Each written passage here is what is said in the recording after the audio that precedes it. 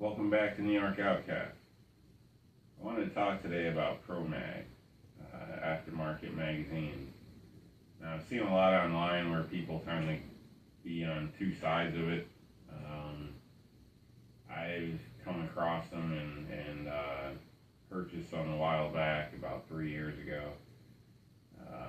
Start off, ProMag is a USA company, or made in US company. They are out of Phoenix, Arizona. I did call to find out all the products do carry a lifetime warranty, which is also pretty good. So those are 2 points that I really like and stand by. USA made and lifetime warranty. That's hard to beat. They are made with heat-treated blue steel for the magazine body. The spring itself is chrome silicone, which I have no idea what that means, but seems to hold up well. They're also heat treated. They do come with a polymer follower, which seems to be wearing well. Don't have really any issues. There's a tiny little notch where when I'm loading the mags, I've noticed that it's made a tiny little indentation there, but it doesn't snag or hold anything up at this point. It's still working well. And also has a polymer base plate, or spring catch, and polymer base plate, which is fairly similar to the original for my Smith & Wesson M&P. It's not the exact same, so it does give a slightly different look when it's inserted into the firearm. That's the original. Kind of has a little edge contour to it. Not too much of a gap or anything like that. I don't get my fingers pinched or anything. And this is the ProMag, which is fairly similar shape and whatnot. It's not identical. The gap is slightly bigger, but again, with this size firearm, I don't get any pinch going on with my finger, so happy with that.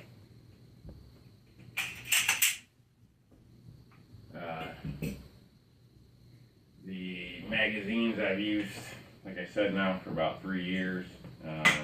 When on the range, I drop my magazines typically and get them quite dirty and, mud. There's debris in this one, actually needs to be cleaned. But again, I've had no issues with them running right. I don't get any hang-ups, any problems like that. Honestly, have no complaints on them so far. I can't really say an honest round count. I would think it must be up to close to 1,000 through each magazine at this point. Granted, these are blocked off at 10 due to New York State, which is another thing. They do offer limited round count magazines depending on your state and your state laws, which is a good thing for me here. I do that by impressing a dimple here at your round count limit, which if I ended up moving or whatnot, I'm pretty sure I could probably bend that out or drill it out. I would definitely try, making a hole in the center of it first and then pressing it out to make it so the metal doesn't bend as much. And I'm pretty confident I can still get these to work with a little bit of work if and when I move out of New York State. So they've held up quite well. The thing that attracted me to these magazines was the actual price of them. For a standard Smith & Wesson magazine, which in my state has this chunky plastic block off, they want about $40 for.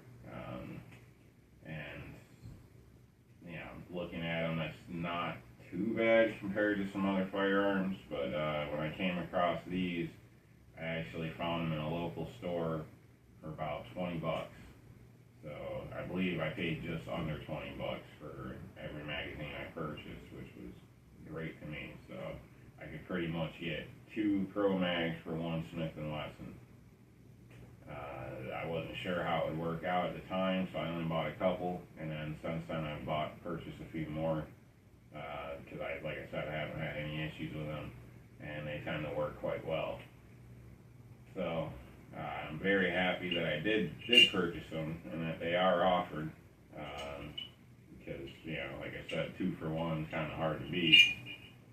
And if looking at them, comparing the two here, there's not a whole lot of difference between them. They both have your notch here for your magazine release. They're both shaped very similar, down to the grooves and whatnot in them. And the bends, everything seems to work fine, flawlessly. They drop free with no problem. So I would highly recommend them myself.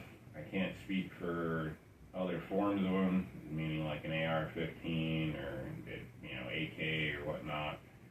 I don't really have experience with these magazines on those platforms, but as far as handguns are concerned, I would give these a strong 5 stars out of 5. They seem to work quite well, and again, you can get twice as many for the same cost, and a lot of times find them locally, where the Smith & Wesson magazines tend to be ordered.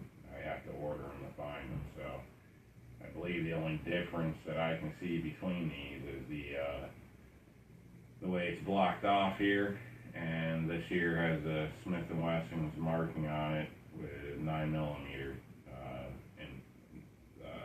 printed in the metal there, pressed in the metal. Other than that, they basically look fine. The seams on the back, with the Smith & Wesson, you can't even tell there's a seam there. On these ProMags, they vary a little bit. This one, you can't tell there's a seam at all. This one, you can kind of see a little bit, but it is very smooth. It doesn't catch at all, and doesn't look like it's going to come apart or separate or anything like that, even after being dropped multiple times. Typically, I clean my magazines in the sink. I know people would probably cringe, but I stick them in some soapy water and kind of let it soak for a minute, and then scrub everything out, and then dry everything out, put a light coat of oil on them, pop them back together, and this is the condition they end up coming out in. This one's dirty, but after this being cleaned several times, there's no rust, no issues like that. Doesn't seem to bother it at all. So I would, you know, give that as a recommendation as well. They tend to hold up well to the elements. So when it comes down to an aftermarket magazine, I would highly recommend ProMag for your handguns, because they do seem to work so well and definitely seem to be on point with cost. And if anything was to happen, they do offer a warranty. I haven't gone through that warranty phase yet, so I don't know if I'd have to pay for shipping or how that would work with them.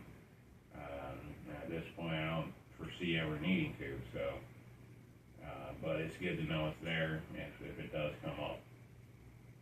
So that's my take on ProMags and aftermarket magazines at this point. Granted, this doesn't speak for other brands, but from what I've come across with ProMag, they're definitely a win. So if you're shopping around or looking to collect some more, please keep that in mind. I'm not paid for this or anything like that. I didn't get any free stuff. Just feel, you know, give credit where credit's due. And as far as I can say, they're doing an outstanding job. So thank you very much for joining me again, and I hope to see you next time.